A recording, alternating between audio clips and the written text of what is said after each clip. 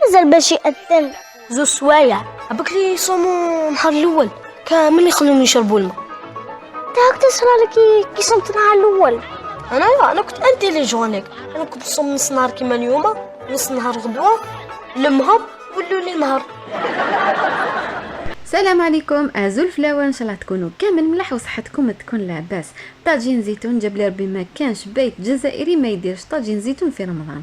على بالي كامل تعرفوا ديروه، بصح كل واحد والطريقه تاعو، وتاني اشاك فوا اون ريفيزيت دي غوسيت.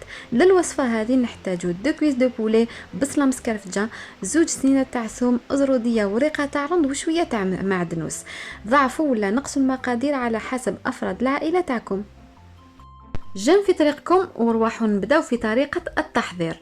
في طاجين درت 2 مغارف تاع الزيت، حطيت كامل المقادير في ضربة ودرت لهم التوابل اللي هما شوية تاع راس الحانوت، مغرفة صغيرة تاع لوكوري وشوية فلفل كحل وشوية برك تاع الملح، ديروا حساب الزيتون. بالنسبة للزيتون يا البنات انا بدلت له الماء 3 مرات، سييه باش ما تغليوش، باش ما تروحلوش البنة تاعو.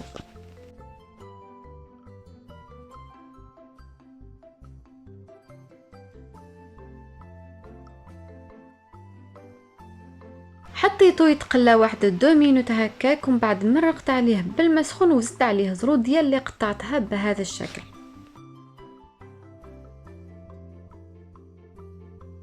هاوليك الطاجين تاعي بعد ما طاب، انا جلي اكومباني افيك دو لا بوم دو تيغ. حنا البطاطا لازم تحضر في كلش.